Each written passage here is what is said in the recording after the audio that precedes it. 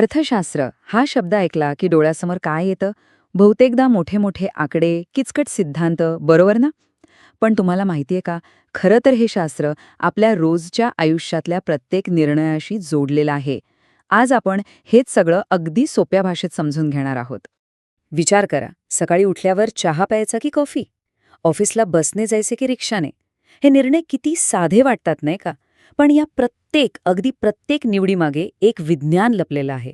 आणि आज आपण तेच विज्ञान म्हणजेच आपलं अर्थशास्त्र उलगडून पाहणार आहोत. तर मग अर्थशास्त्र म्हणजे नेमकं काय? याची सुरुवात आहे ना, ती कोणत्या मोठ्या सिद्धांताने नाही होत. ती होते एका अगदी साध्या गोष्टीतून, आपलं घर सांभाळण्यातून. चला याच्या मुळापर्यंत जाऊया. हे ऐकून खरंच आश्चर्य वाटेल, पण इकॉनॉमिक्स हा शब्द मूळ ग्रीक भाषेतून आलाय. ओकस म्हणजे कुटुंब आणि नोमोस म्हणजे व्यवस्थापन. म्हणजे काय तर कुटुंबाचं व्यवस्थापन. विचार करा, आपल्या घरात कमी पैशात कमी वस्तूंमध्ये घर कसं चालवायचं, याच गरजेतून एवढा मोठ्या शास्त्राचा जन्म झाला. सोप्या शब्दात सांगायचं तर अर्थशास्त्र म्हणजे मर्यादित साधनांचा वापर करून आपल्या गरजा कशा पूर्ण करायच्या याचं शास्त्र. आणि गंमत म्हणजे हे फक्त घरापुरतं नाहीये. जे नियम एका घराला लागू होतात तेच नियम एका देशाला आणि अगदी संपूर्ण जगालाही लागू होतात. म्हणजे बघा, ही एकच संकल्पना कुटुंबापासून थेट जागतिक पातळीपर्यंत जाते. अर्थात काळानुसार या शास्त्राकडे बघण्याचा दृष्टिकोनही बदलला. 18व्या शतकात अर्थशास्त्राचे जनक मानले जाणारे ॲडम स्मिथ आले. त्यांनी काय म्हटलं तर अर्थशास्त्र म्हणजे संपत्तीचा अभ्यास. त्या काळात संपत्ती कशी तयार होते, ती कशी वाढते, यावरच सगळा भर होता. बरं, हे सगळं ठीक आहे, पण आपल्याला याचं काय?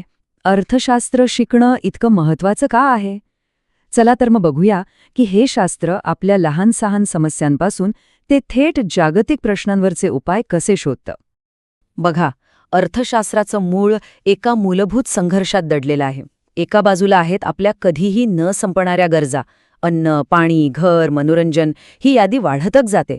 आणि दुसऱ्या बाजूला काय आहे तर मर्यादित साधनं, म्हणजे वेळ, पैसा, जमीन, सगळं काही मोजलेलंच आहे.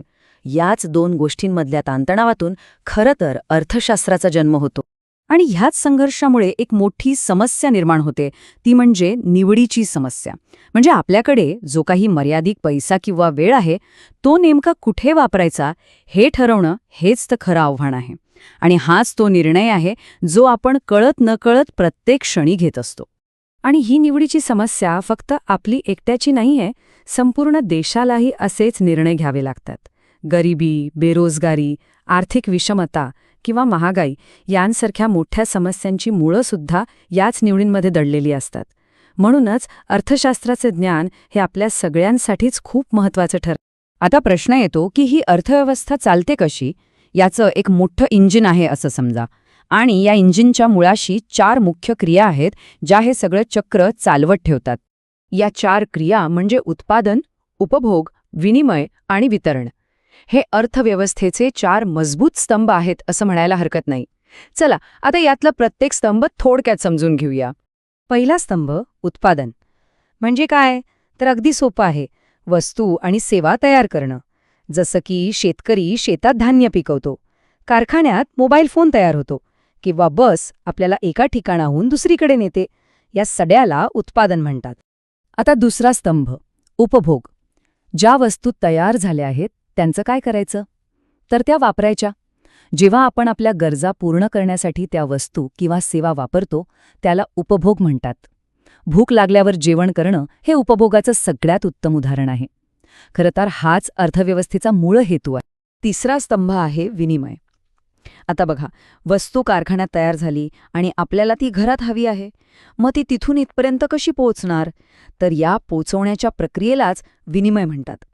यात बाजार, वाहतूक, दुकानं, खरेदी विक्री हे सगळंच आलं. हा एक प्रकारे उत्पादक आणि ग्राहक यांना जोडणारा पूल आहे. आणि आता चौथा आणि शेवटचा स्तंभ वितरण. वस्तू विकल्याला जो पैसा येतो त्याचं काय होतं, तो वाटला कसा जातो तर जमिनीच्या मालकाला भाडं मिळतं, काम करणाऱ्याला पगार मिळतो आणि ज्याने पैसे गुंतवले त्याला नफा. ही जी पैशांची वाटणी आहे ना, यालाच वितरण म्हणतात. आणि समाजातील आर्थिक समानता किंवा विषमता बऱ्याच अंशी इथूनच ठरते. आता एक सोपं उदाहरण बघूया. म्हणजे आर्थिक क्रिया म्हणजे काय हे स्पष्ट होईल.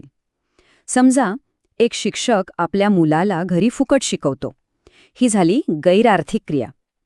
पण तोच शिक्षक जेव्हा दुसऱ्या मुलाला फी घेऊन शिकवतो तेव्हा ती बनते आर्थिक क्रिया. म्हणजे अगदी सरळ आहे. जिथे पैशांचा व्यवहार आला ती झाली आर्थिक क्रिया. तर ह्या सगळ्या चर्चेतून आपण काय शिकलो? चला, आत्तापर्यंतच्या महत्त्वाच्या मुद्द्यांवर एकदा नजर टाकूया आणि हे सगळं आपल्या रोजच्या जीवनाशी कसं जोडलेलं आहे ते पाहूया. तर थोडक्यात काय? पहिलं म्हणजे अर्थशास्त्र हे निवडीचं शास्त्र आहे. दुसरं, आपल्या गरजा अमर्याद आहेत पण साधनं मात्र मर्यादित आहेत हे आपल्याला नेहमी लक्षात ठेवावं लागतं. तिसरं, हे ज्ञान आपल्याला गरिबी आणि बेरोजगारीसारख्या खऱ्याखुऱ्या समस्या सोडवायला मदत करतं.